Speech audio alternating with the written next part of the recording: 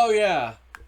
And about the recently fired Southern District of New York bozo criminal deep stater. I'm not leaving office. Oh, yeah, you are. Subsection C of this law, the president can fire your sorry ass for any reason.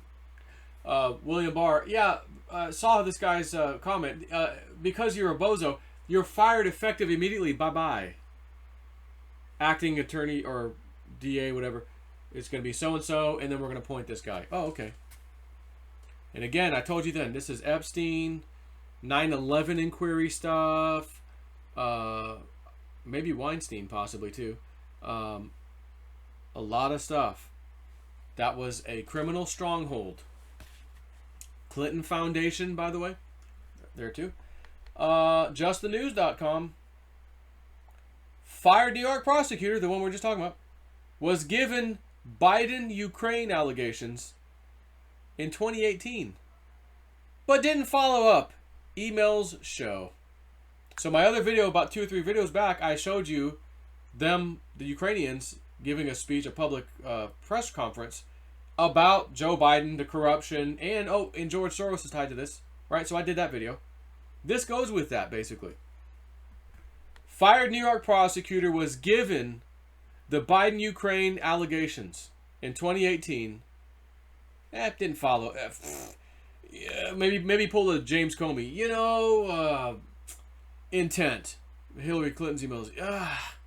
It's real hard to prove intent on a crime, that's going to be a tough one. You don't have to prove intent.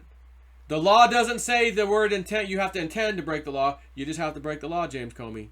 Like you actually did. And your ass is going to jail too, son. The corn is ready to be picked, son.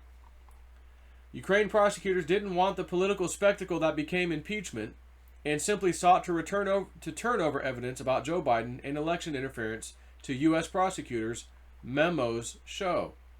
What's that? Turn over evidence about Joe Biden and election interference. Oh, really? It wasn't the Ruskies and Trump, was it? Oh, what's this? Could the impeachment scandal have been prevented if the now fired U.S. Attorney Jeffrey Berman had followed up on Ukrainian allegations about Joe Biden and his family in 2018? That's the tantalizing question raised by emails from fall of 2018 between an American lawyer and the chief federal prosecutor in Manhattan that were obtained by Just the News. The memos show that well before Ukrainian prosecutors reached out to Rudy Giuliani, President Trump's lawyer in 2019, was who he was, to talk about the Bidens and alleged 2016 election interference, they first approached Berman's office in New York in October 2018 via another American lawyer. The memos show Little Rock, Arkansas lawyer Bud Cummings, a former U.S. attorney himself, reached out at least 5 times in October 2018 to Berman, seeking to arrange a meeting with then Ukrainian Prosecutor General Yuri Lutsenko. Lutsenko, who emerged as a key figure in the impeachment scandal, wanted to confidentially share with federal prosecutors in New York evidence he claimed to possess that raised concerns about the Biden's behavior as well as alleged wrongdoing in the Paul Manafort corruption case.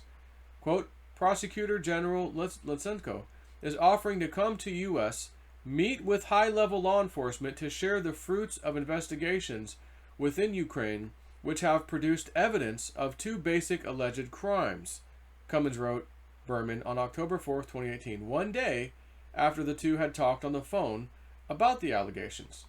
The allegations included that Joe Biden had exercised influence to protect Burisma Holdings after his son and his son's business partner, Devon Archer, had joined the Ukrainian gas company's board of directors and substantial sums of money were paid to them, Cummins wrote.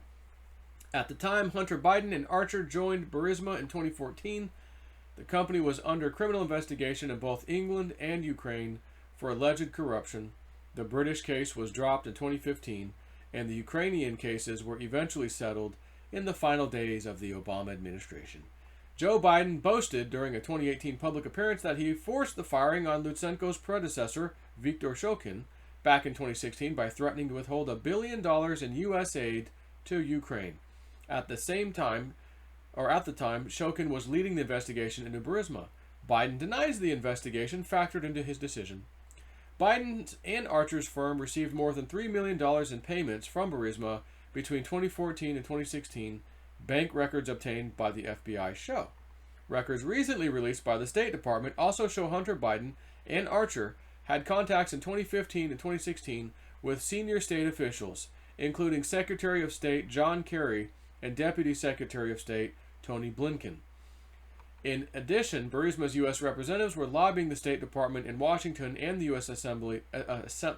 Embassy in Kyiv, seeking to make the corruption allegations go away, the state memos released under Freedom of Information Act show.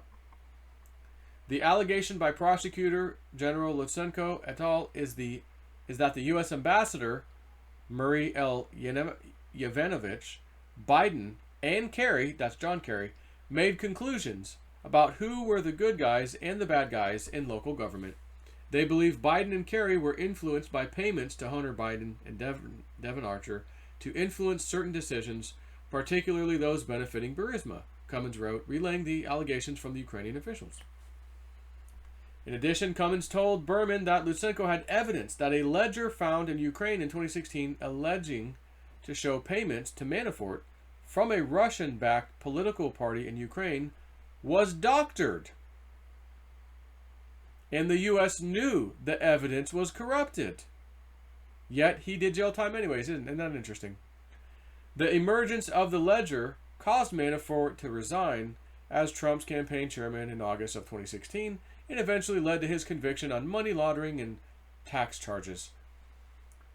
The second allegation above is that the embassy and FBI willfully pressured Ukrainian officials to falsify evidence to be leaked to the media about Manafort to affect the outcome of the 2016 election.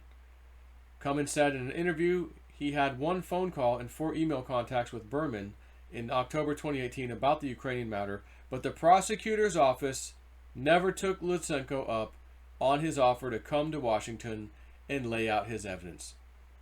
Now, if you recall, I thought that lady Marie Yovanovitch, whatever her name is, she's the one that stopped the Ukrainians from coming, wouldn't give them the visa to come over, if I recall. So, there's a bit more to this, quite a bit more to this. I don't want to read the rest of this because it'll take forever. So, on that note, things are getting interesting. That guy was fired, and as soon as he was fired, I went in the Twitter account and saw all the liberals flipping out. Oh, thank you for sticking to your guns, sir, and trying to stay. Not be fired, you know, do your job. Someone needs to deal with Trump. I went back and found a bunch of them. Copy this link. Fired New York prosecutor was given Biden Ukraine allegations and didn't do nothing with them. Copy paste. Send to that tweet person. Oh, hey, liberal leftist. Hey, copy paste. Next one. Scroll down. Oh, there's one. Copy paste. Here you go. JSNP4 planting seeds up in their brains. Take care.